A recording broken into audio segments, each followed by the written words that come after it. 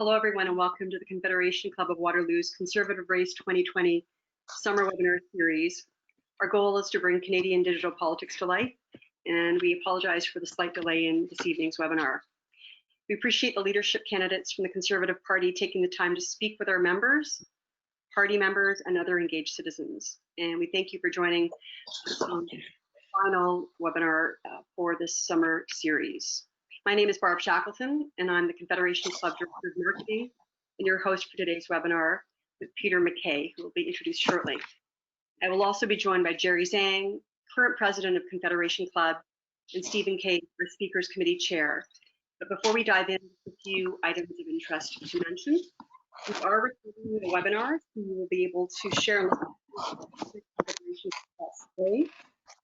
And we plan to poll and survey the audience, and we encourage you to participate. Your responses will be completely anonymous. And if you wish to submit a question for our speaker, please enter it into the chat box, question box on your panel. And also in an effort to transition to become a digital organization and bring Canadian digital politics to life, we are offering a free 6-month, no obligation digital membership. So be sure to visit federationclub.ca and sign up. Okay, because we're running a little bit behind, we're just going to dive right in. Just for those of you who may or may not know a little bit of background about our organization, the Confederation Club of Waterloo was founded in 1976 with Joe Clark as our first speaker about a month before he became party leader.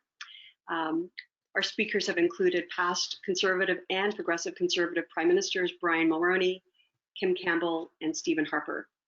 And our impressive speakers list for the past 44 years is available at confederationclub.ca. Looking to the future, we look forward to continuing the tradition of hosting Conservative Prime Ministers, whether digital or perhaps in person if circumstances allow. I'm just going to bypass a little bit about Southwestern Ontario. Most of you know we are a powerhouse for high tech and wanted to get into a little bit about that, but feel free to visit the region on our side of the St. Jacobs Market if you're looking for a day trip this summer. So we'll just fast forward to the introduction with Peter MacKay, and Jerry, I'll hand it over to you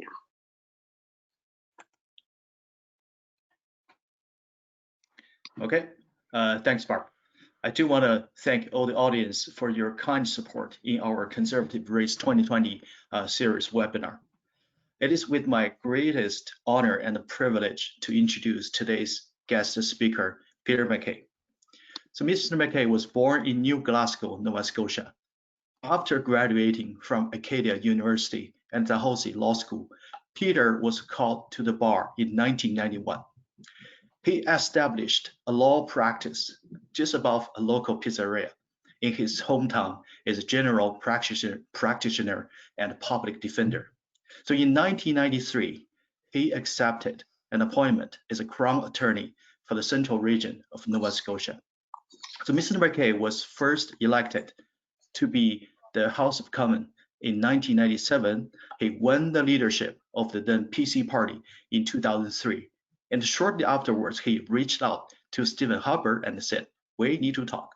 This set in motion a series of negotiations that ultimately achieved a historic agreement on uniting the conservative movement on October 15, 2003, and changed the course of Canadian politics.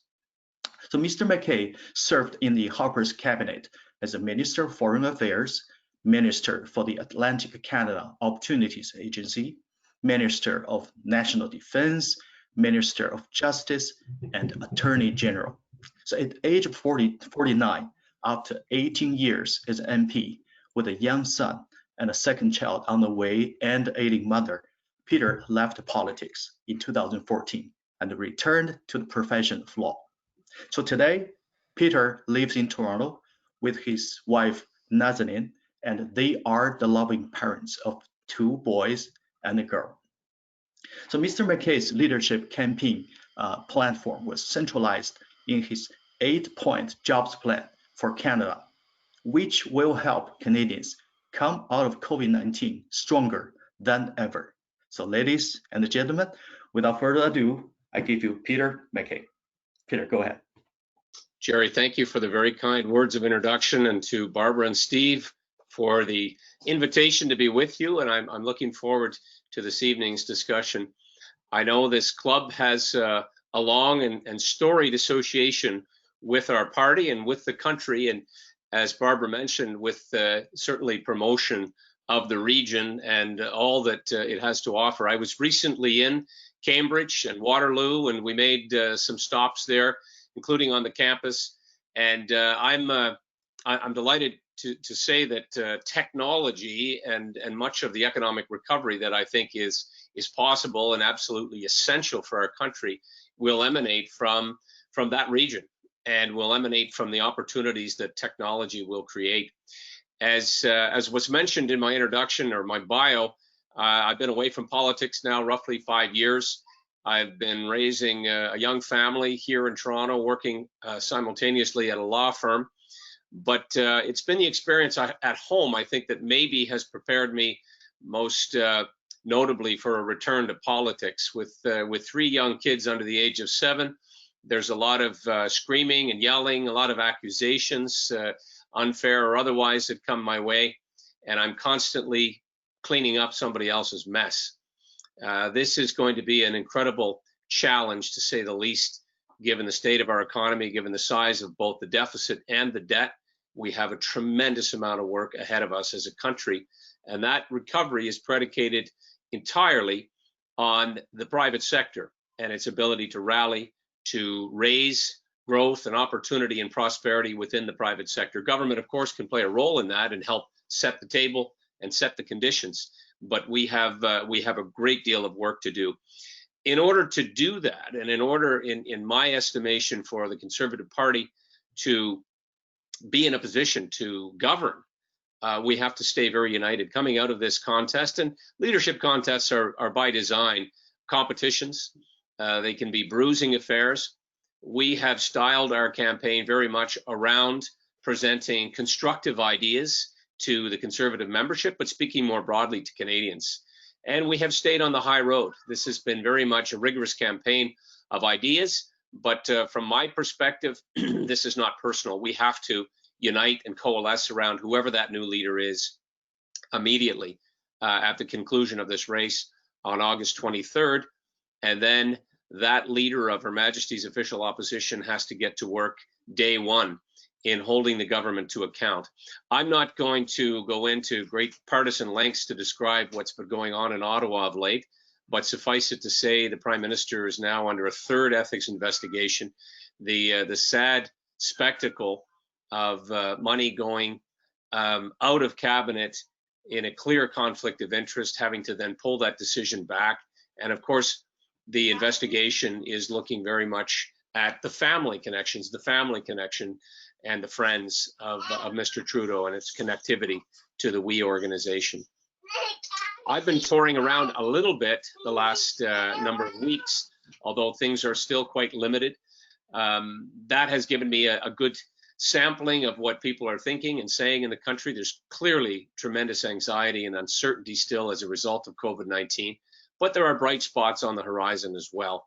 And we are seeing businesses starting to reopen. We are seeing, obviously, individuals and businesses large and small starting to look for ways to start moving and to start operating as they did before COVID-19. I'm looking forward to the discussion this evening. I didn't intend to give a long opening other than to say I'm very grateful for this opportunity. I look forward to your questions, and I'll turn it back to our hosts. Good. Thank you, Peter, for your presentation. We're now going to move to the question and answer phase of the webinar.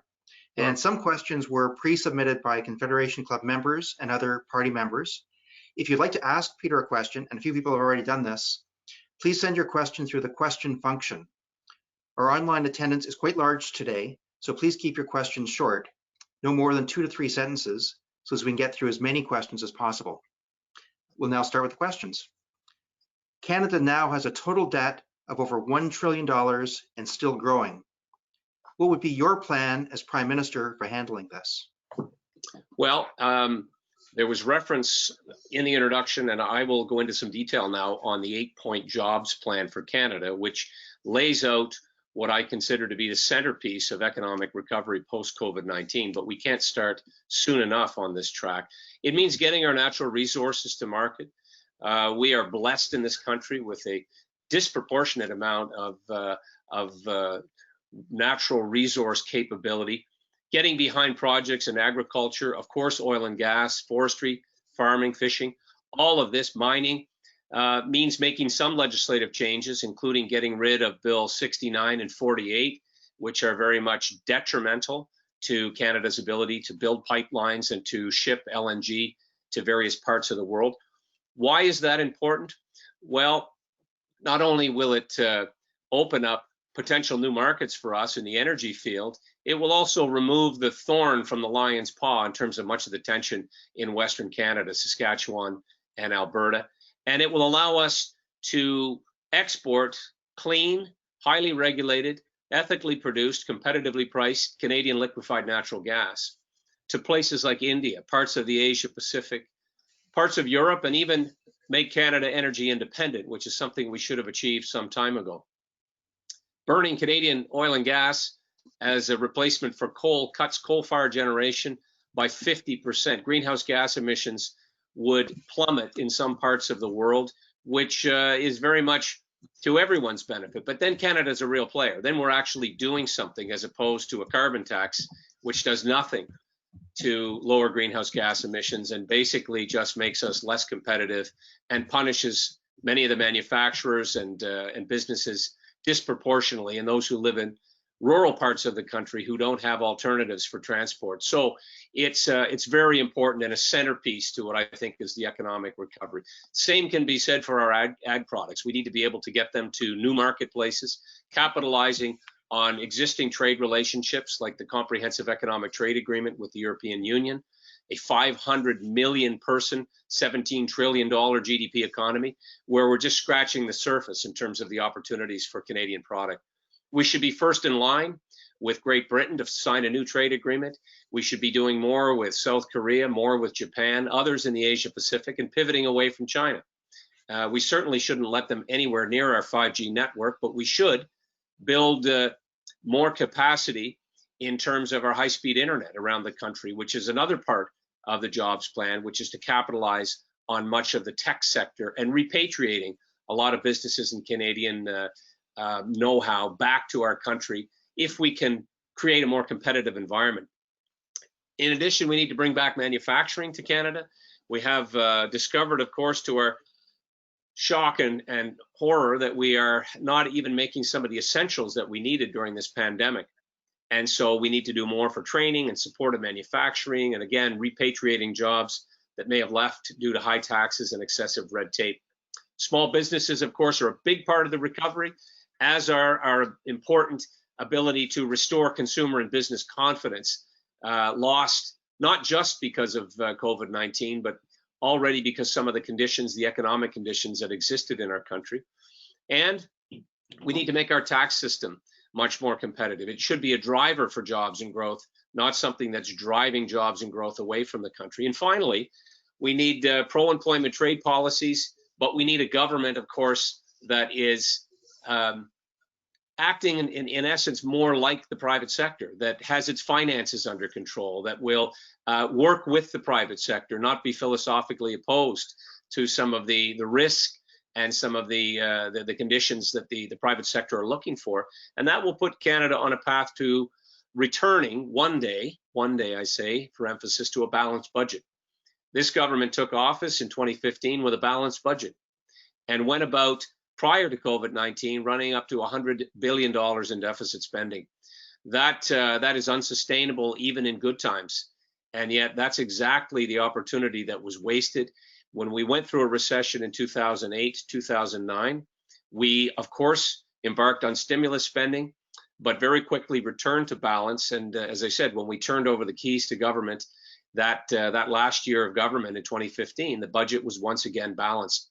So that is in a nutshell the plan. I'm happy to unpack more of it, but that's essentially what I think our economy needs. It's not a closed plan. It's not something I suggest that's not open to other ideas and initiatives, but this is what's been laid out on our website. Excellent. Great. As recently as the 2008-2011 federal elections, the Conservative Party swept all Waterloo Region seats. However, in the 2019 federal election, it was the Liberal Party that swept every riding in Waterloo Region. What would you do as party leader to reverse this dreadful trend in Waterloo Region? Well, that's a multifaceted question. I mean, we need strong policy, obviously, a platform that is going to resonate. In 2006, when we went to government, we had a very straightforward, detailed platform, but one that highlighted 5 key elements. And I think in many ways, that's the type of approach that we need to take this time around. We need a costed, thoughtful platform, but sometimes less is more. I'm a big believer these days in the necessity to communicate those issues clearly, directly. We need obviously greater ethics in government. We clearly need an economic recovery plan. We need to repair relationships with the United States and other key partners. And we need to have, as part of the bigger picture in answer to this question, we need strong candidates. And we need a campaign team that is going to listen to local riding associations as to what's needed, what approach has the best resonance and the best chance to success and to set us up for success in the Waterloo region again. When I was there, I had a good chance to speak with a lot of business people, and of course, the tech sector again being a key element, I believe, to our success in the economic recovery. I think we need to have a plan to address that, as we do for the environment. I think that was missing in the last campaign, and we can't be drawn into a firefight on social issues. Quite frankly, I'm very open and inclusive and understanding of the fact that there is a wide range of diversity on a lot of social issues. We cannot fight on that ground and win. We get pulled off our message. We are basically vilified as a party that wants to roll back rights or take away individual freedoms. That's not the Conservative Party. That's not the Conservative Party of John Diefenbaker, who brought us the first Bill of Rights. It's not the party that brought Lincoln Alexander into the House of Commons as the first person of color. It's not the party of Stephen Harper, where we had the first Japanese woman elevated to cabinet and the first Muslim woman appointed to the Senate. So we have to stand up for ourselves, tout our credentials, ensure that we have strong candidates, strong policy, and a very, very adept communication to present ourselves as a party that's a government in waiting. Excellent. We'll go to a question online. When you become Prime Minister, is there room in your caucus or cabinet for your rivals in this leadership contest? Yes, of course. Okay. Okay. Another question online. How will you attract youth and the younger vote to the party? Yeah, one of the things that I have discovered that I would call a silver lining to COVID-19 is this online communication that we've been doing. I'm getting up around 200 of these Zoom calls now since March. And so we've been actively engaging a lot of youth groups across the country, not only conservative youth groups, but political science classes back when classes were still on.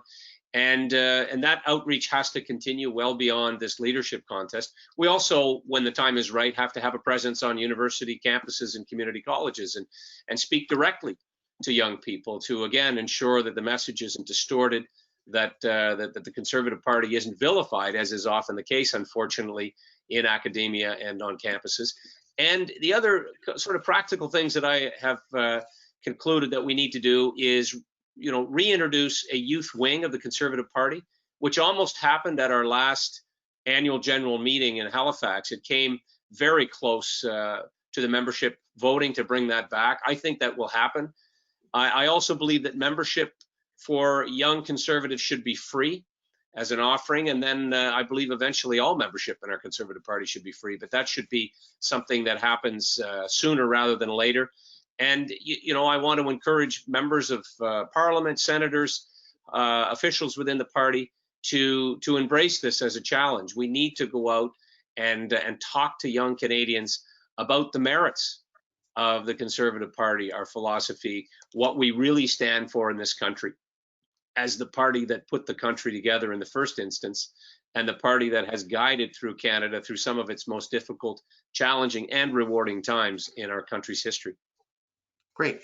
Okay, the next question. The We charity scandal keeps growing.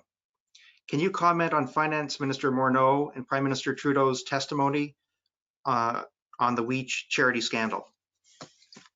Yeah, I've spent a lot of time in my life in a courtroom as well as in committees of Parliament.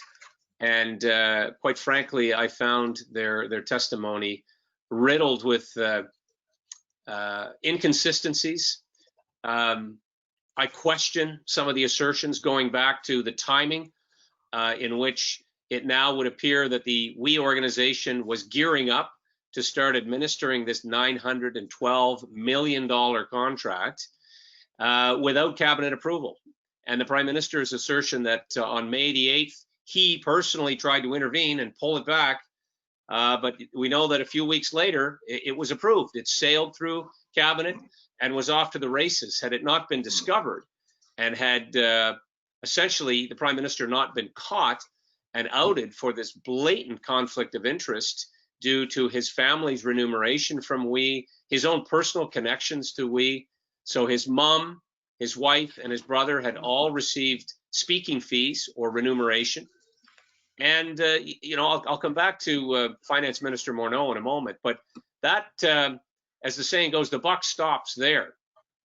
He should have recused himself from the cabinet for that discussion.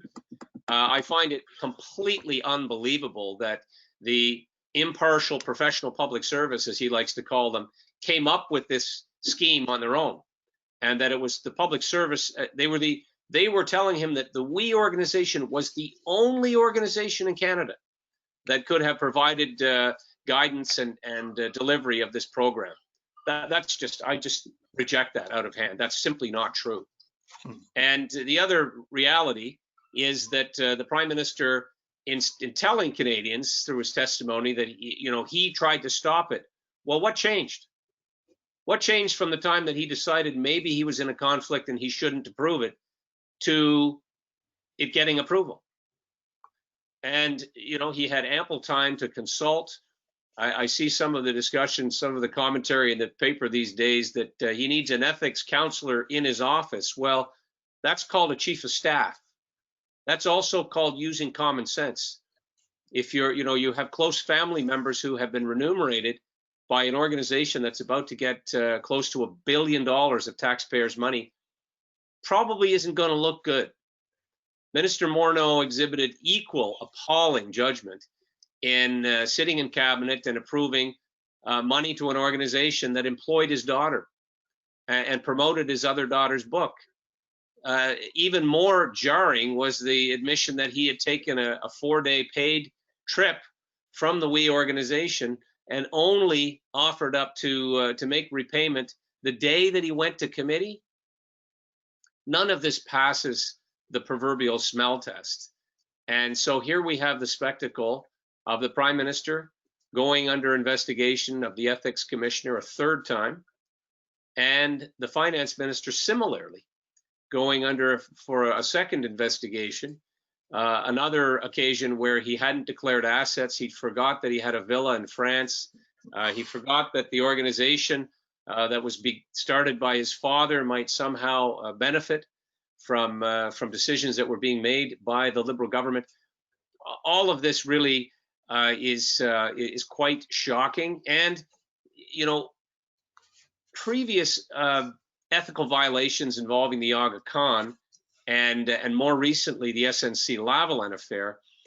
One of them seems too far ago, and the other scandal I think was quite complicated. It involved deferred prosecution agreements, money, bribery allegations in Libya, and the former dictator Gaddafi, and kickbacks to the Liberal Party that were coming from SNC-Lavalin, and all of the intrigue around Jody Wilson-Raybould and the ethics violations there. That again was hard to follow. This one is different. This one is money that went out to an organization, and it was going to go out, and money that was coming back to the family of the Prime Minister. I think this is going to have a very, very detrimental effect on the Prime Minister himself and possibly the Liberal Party's fortunes in the coming days. Great. There's rumors that Finance Minister Morneau might be shuffled out of cabinet. Do you think that either Finance Minister Morneau or Prime Minister Trudeau should resign over the We Charity scandal? Oh, I think absolutely the Finance Minister should. He should have stepped down. I recall Bev Oda being forced to step down for a $14 bottle of orange juice. So, you know, it comes down, I hate to say it as bluntly as this, but it's a question of personal ethics and character to take responsibility. And as for the Prime Minister, I have no confidence whatsoever that he's going to take responsibility. He's very good at apologies. He's very good at apologies in particular for things that happened 100 years ago, but he doesn't seem to really take it on board. It's sort of sorry, not sorry. And I frankly have no expectation that he's going to leave until Canadians vote him out of office. Okay, another topic. How do you plan to make gun control laws enacted by Trudeau fairer and more directed at actual criminals? Well, I'd start with repealing the Order in Council that was jammed through a parliament that's not sitting, and repealed Bill 72, which is another useless piece of legislation that targets duck hunters, collectors, and sport shooters. I was elected in 1997, in large part because of another ill-fated Liberal attempt to target lawful gun owners called the Long Gun Registry. Of course, it ended spectacularly with $1 billion in wasted taxpayers' money and no impact on criminality or public safety whatsoever. Why? Criminals don't register their guns. And criminals don't, you know, send their guns back to Ottawa or sell them to the government. They won't line up at the kiosk at the mall and participate is the problem. It's completely wrong-headed, and it's a waste of public resources and time to not target traffickers, gangs, people who use weapons for an illegal purpose. Leave innocent, law-abiding gun owners alone. We already have some of the strictest laws for firearms in anywhere in the world. You need to take special courses. You need to participate in basically a psychological assessment. You need to have sign off from your spouse. You need special equipment to store and transport, and you are limited in the ways in which you can use your own property, mainly firearms. So we have very, very strict firearms laws in Canada right now. And I would put those resources into going after smugglers, real criminals, gangs, and toughening sanctions. You know, you can lose your truck and your rifle if you shoot a deer out of season.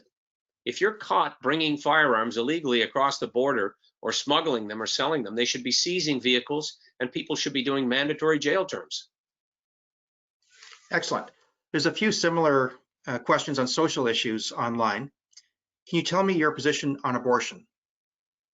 I am pro-choice. Okay. Did you want to sort of expand on your social issue platform? Well, I respect other people's views and opinions, and these are deeply held opinions. And I probably started off in life probably more on the other side of this issue, but I have, you know, come to the conclusion that, quite frankly, this isn't a place for government.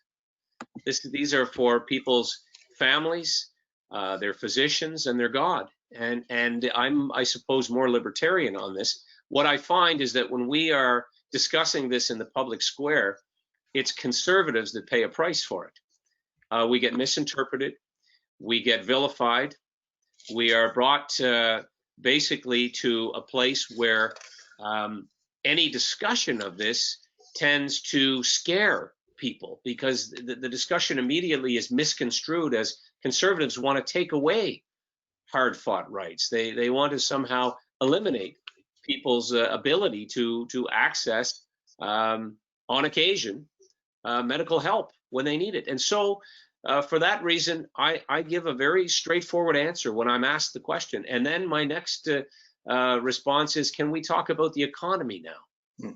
Can we now discuss the issues that are very pressing and need to be addressed with regard to our economy and our economic health.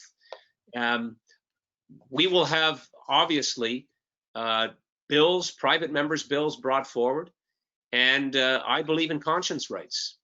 I believe in free votes in the House of Commons. Those are long-held views since my earliest days in Parliament, that matters of conscience, private members' bills in particular, should be matters in which members of Parliament are free to vote their conscience. That also extends to Cabinet with respect to my approach. But I will not introduce legislation on this subject matter, ever. Okay, excellent. So when do you think that the border should be reopened with the United States? I think that has to be determined very much based on health advice.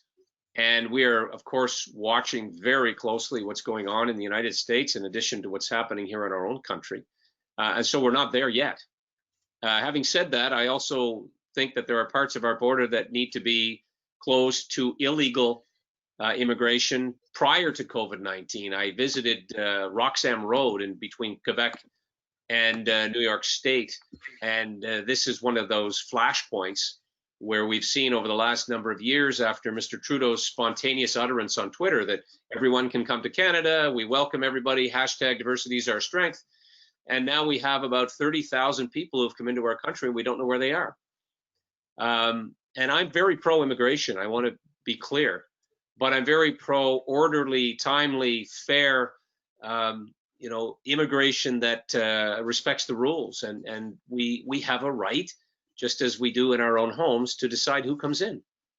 And, we need to make, obviously, adjustments and assessments constantly in terms of determining what that criteria and what that number is.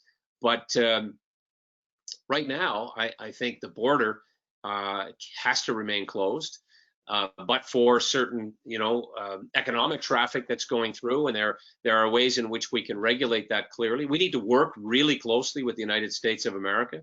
We had a decision, Steve, about 2 weeks ago that struck down the Safe Third Country Agreement that we have with the United States. That is going to have to be appealed, in my opinion. And more importantly, we're going to have to update that agreement with the United States to ensure we are protecting both countries and doing so that's fair. That's fair to refugees, that's fair to those who want to come to Canada.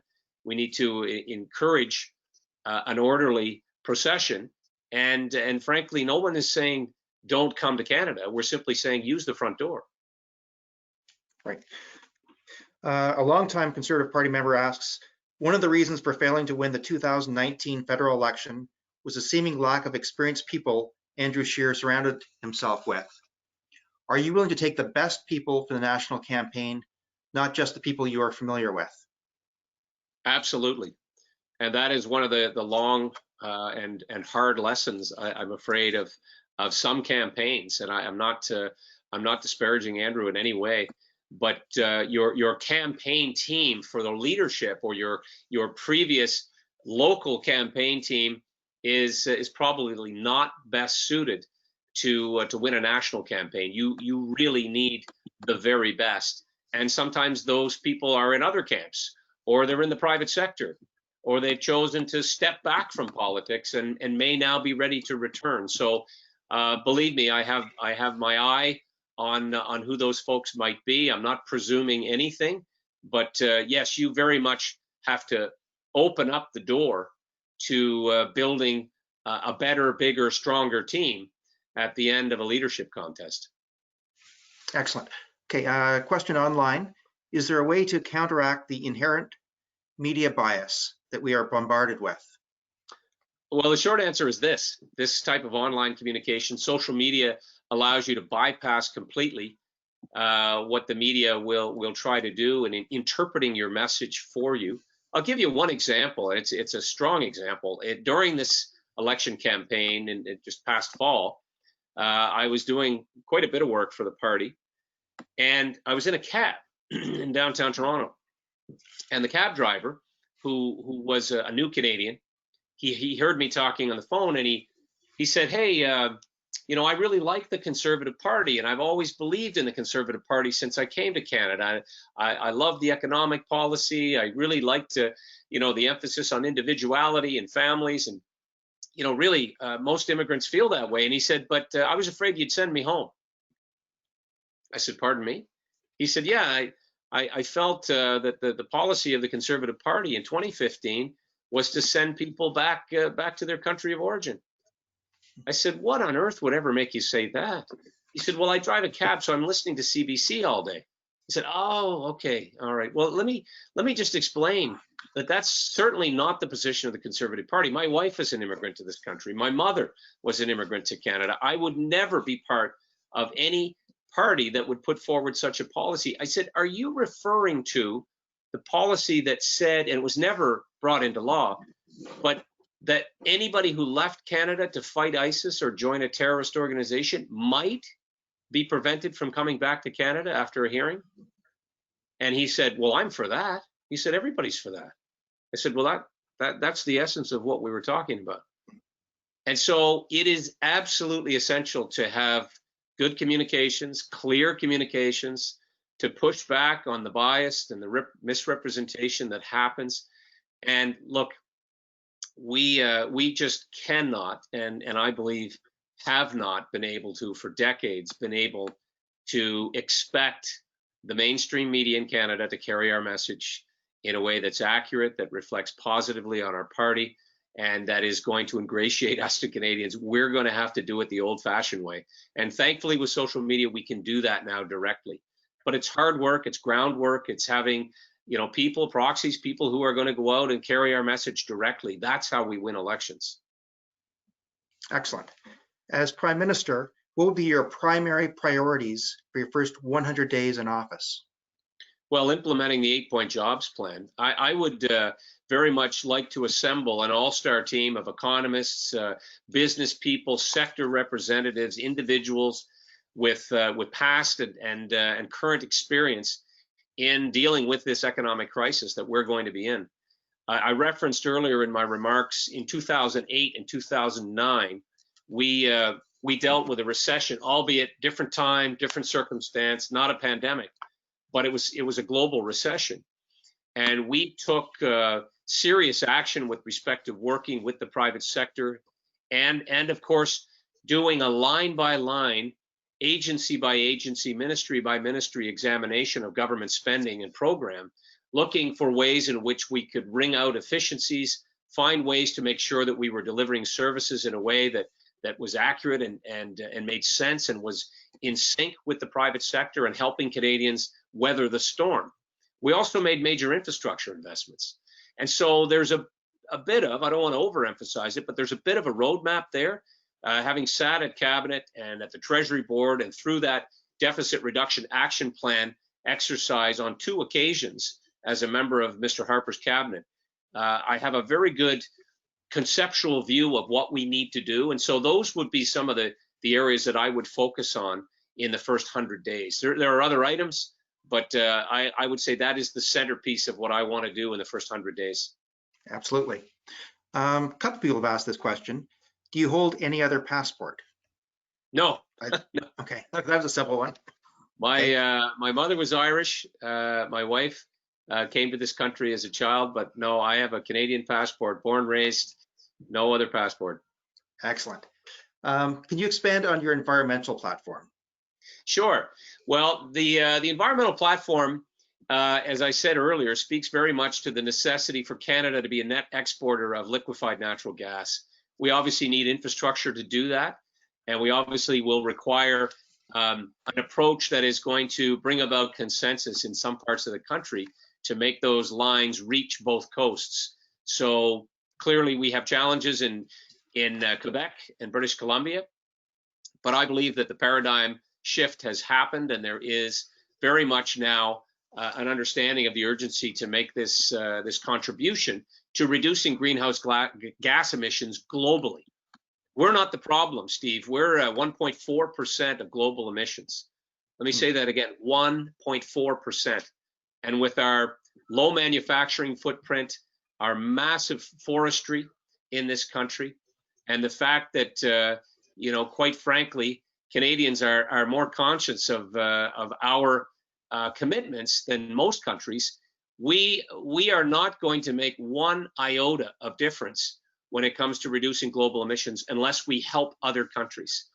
And by exporting and delivering and selling our liquefied natural gas to countries currently burning coal, we are making a major difference, cutting greenhouse gas emissions by 50%, taking the return on that investment and putting it into new green energy. I would like to see us take an equity share in the Lower Churchill Falls or Muskrat Falls project. It's the largest green energy project arguably on the planet right now. We could light up the entire eastern seaboard of North America with that one project alone. We obviously have made great strides in new technologies, including carbon sequestration and capture. We have the ability now to turn waste into energy. We have, of course, the more traditional sun, solar, and wind, but we're looking at wave technology, tidal technology that is capturing those forms of green energy. So the transition period, which even the United Nations has said is going to be 40 to 50 years, our ability to capitalize on that period by producing liquefied natural gas for the world, being paid for it, reinvesting it in our green technologies, partnering in the necessary infrastructure with our First Nations, and being able to build what I would describe as a prosperity corridor right across the country, not just for oil and gas, but for hydro, for moving goods and services on rail and road, and for moving water, and removing all taxes between provinces and territories. It is ludicrous in this day and age where we have free trade with much of the Western world that we have tariffs between our provinces. It locks up somewhere between $5 and $6 billion annually just by removing those tariffs. The provinces are crying out for this to happen. And here's the good news in terms of this alignment that I see happening with the new Conservative government in Ottawa. We have 2 of the 4 Atlantic provinces that are now led by Conservatives, and there'll be 2 more, I suspect, in the next 2 to 3 years, making it 4 Conservative governments in Atlantic Canada. Ontario, obviously, and the West. And we have a business person in Mr. François Legault as a Premier Ministre du Québec, who I believe is ready to talk with Ottawa about how we approach these big issues like moving energy, moving hydro out of Quebec, being the beneficiaries of a new manufacturing or I should say a refinery in Quebec. So things are starting to line up. That's a real plan.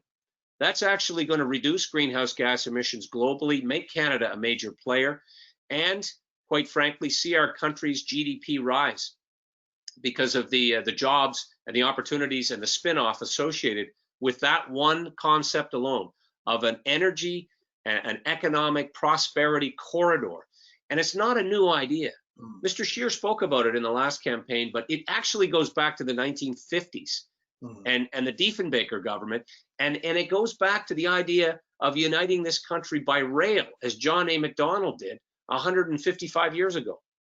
So it's a nation-building idea. It's a concept whose time has come, and it's something that I think Canadians will get behind if it's presented in a sensible way that addresses environmental concerns, but really will get our economy rolling in a way that we've never seen in the last 50 years. Excellent. Given our late start, Peter's agreed to speak a little bit longer for some questions. And we have 2 related questions on China. Actually, the first one you've already sort of answered. Canada is now the only country of the Five Eyes Alliance not to have banned Huawei from the 5G networks. Do you think that Canada should also ban Huawei from 5G networks? And the second related question, what is your opinion of the Trudeau government recently signing a $6.8 million contract with a Beijing-controlled company to provide sensitive security systems for Canada's embassies and consulates around the world? Well, it's shocking. Steve, I'll take that last question first. That should absolutely not happen, not with security in our embassies, not with anything, any type of material or crack in the door that is going to allow the Communist Party of China to in any way access our secure information, our data, anything that is going on inside an embassy should not in any way be open to any form of Chinese interference or intrusion. As for the 5G network, this should have been shut down years ago. I wrote an article about this back in 2016, saying that we should move on and we should not be discussing this with Huawei any further. I have particular insights on this, given that I chaired our National Security Committee at Cabinet for years, so I'm guarded in what I will say, other than when I was Minister of National Defense, we purchased the Nortel campus. The Nortel campus obviously is a very valuable group of buildings and an asset in the nation's capital, but it was where the great Canadian technology company rose and fell. And it fell in large part because they were hacked and they had all of their intellectual property and data stolen. And we, upon purchasing that particular headquarters, had to make significant renovations in order to secure that facility for the use of the Canadian Armed Forces. There's a link. There's a link to the company in question here, and there's a link to China that led to the demise of Nortel. That is well known. And quite frankly, as the question laid out, we would be immediately thrown out of the Five Eyes, which would put us at a significant disadvantage in terms of the intelligence sharing benefits that accrue to Canada. It would also be worse for our economy. The United States, of course, would pull back even further in other sharing of technical data and even military participation in NORAD. It could endanger our country's security in ways that most people are probably not aware. And so it is what the young people call a no-brainer to say no to Huawei. This issue with the Huawei executive, Ms. Men Wanzhou, and Michael Spavor and Michael Korvig, who are being held hostage in retaliation for Canada simply following its treaty obligations with the United States and an extradition request. That's a separate issue, but China has conflated the two. The ambassador should have been called in Ottawa a long time ago and essentially read the Riot Act. And as I said earlier, we need to pivot away from China. We need to make up for the lost commodities in their market by expanding trade with other countries. We're not in a good place with China and won't be in the foreseeable future. They're aggressive. They have huge human rights issues to answer for in the way they're treating Uyghurs, Tibetans, what they're doing in Hong Kong and Taiwan. They're menacing India at the border by saber rattling and putting more armories there. They have built islands in contested waters in the South China Sea. And they're involved in this Belt and Road Initiative, which is all about buying up countries' critical infrastructure and having them indebted. They're building icebreakers and aircraft carriers. Well, that's not for coastal patrol, and there's no ice in the harbors of China. So, we need to protect our own sovereignty, including the North. They're interested in our resources. We should have a moratorium on Chinese investment in Canadian resources, in my opinion. Excellent. Okay, well, we're at our final question. What makes you the best choice as leader for the Conservative Party? Well, I think it's experience and it's the ability to unify Conservatives, as I have throughout my time in public office.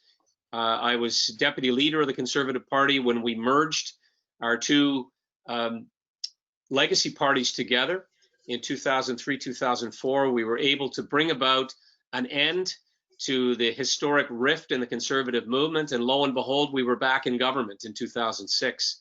And so I have experience doing that. I have reach into all regions of the country.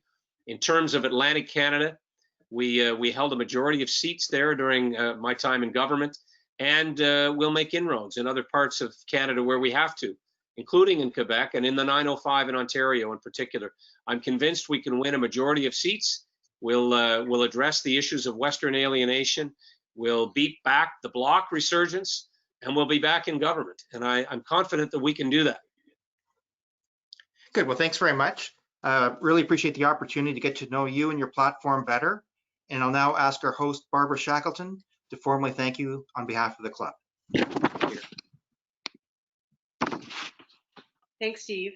On behalf of the Confederation Club, I would like to sincerely thank Peter MacKay for taking the time to speak to the Confederation Club this evening. We look forward to hosting you perhaps in person in the not so distant future if circumstances allow. Jerry, if you want to launch that poll. This is the club's first webinar series, and your presentation provides considerable insight into your platform and where you want to take Canada. So Peter, thank you very much. And we would also appreciate attendees answering the poll to let us know whether this webinar helped you with your decision making. This is the final webinar in our webinar series. However, we plan to have additional webinars in the upcoming September through December season. And if you want to sign up for a free 6-month no obligation digital membership, we'll be able to forward that information to you. So you can sign up for that at confederationclub.ca. One last thing, when exiting the webinar, we would appreciate you providing the first 3 digits of your postal code to give us an indication of where you are. And with that, it's a wrap. We appreciate you participating and thank you for joining us. Have a great night.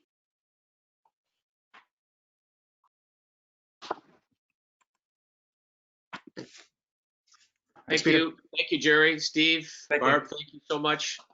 Hope to get down to see you one of these days. And as Barbara said, I'm not presuming anything, but I know every Conservative Prime Minister in the last number of years has visited with you. So you have my commitment if that happens. Appreciate it. Thank you. Thank you. Thank you, Peter. Bye now. Good night. Night. Bye. Good night. Bye.